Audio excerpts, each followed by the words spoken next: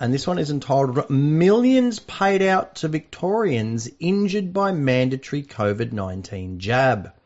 And it says WorkSafe Victoria has disclosed a significant surge in work cover claims linked to adverse reactions from the COVID-19 vaccine, surpassing $6.8 million in payouts.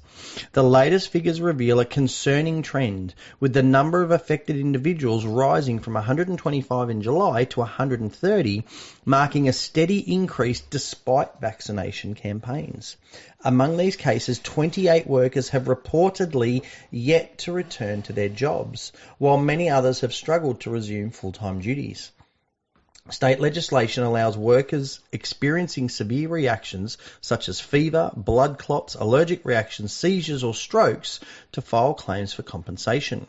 The financial burden on work cover has spiked by 55% in the past 9 months alone, escalating from $4.37 million to the current $6.8 million.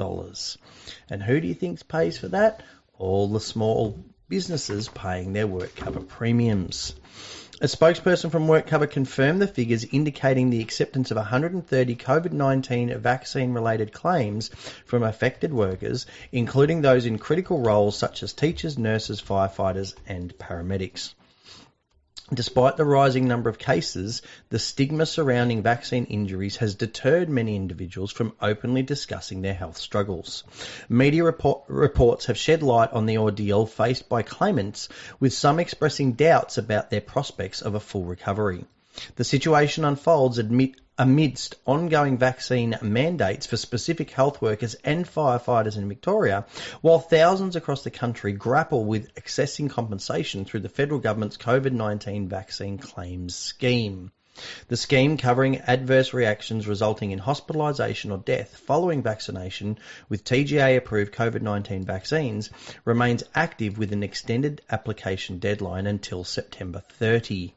Meanwhile, a class action lawsuit with over 500 applicants continues in the federal court, alleging negligence on the part of the Therapeutic Goods Administration in approving multiple vaccine brands amid the pandemic. So, that's a significant amount. And once again, it ends up being us paying for the government's incompetence. So the government told businesses that they couldn't have people return back to work unless they'd got the jab. So these businesses told everyone, you have to go and get the jab, otherwise you can't come back to work. Now these individuals are having these vaccine injuries, and so now these same small businesses that were, only ever trying to do the right thing and keep their businesses afloat and keep their businesses going, are now going to be hit with much higher work cover premiums to be covering, this extra $6.8 million in claims.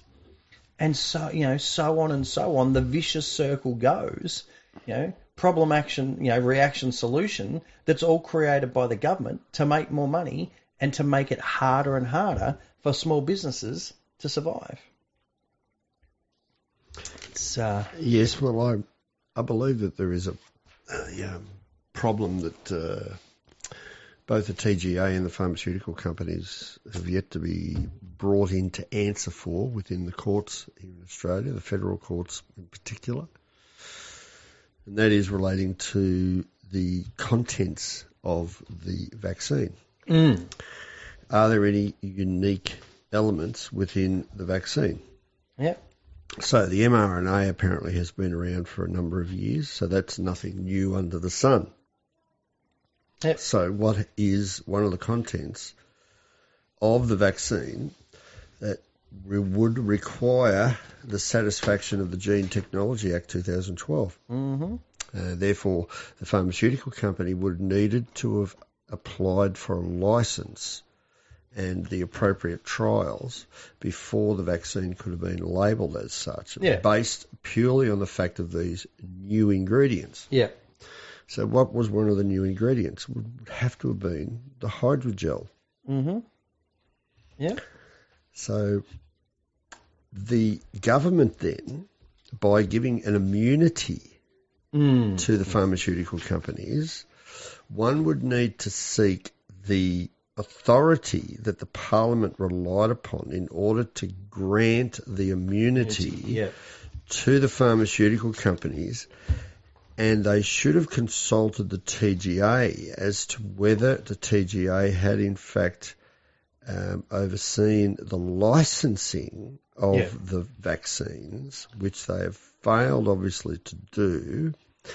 So the government's immunity falls away by action of law. Yes. So therefore leaving the pharmaceutical companies vulnerable to be sued accordingly based on the new ingredients that were inside the vaccine. Yep, absolutely. And look, people just need to keep pushing, keep running these cases, keep making these claims, and, the truth needs to keep coming out and coming out quickly before they try and roll out the next, pandemic in inverted commas.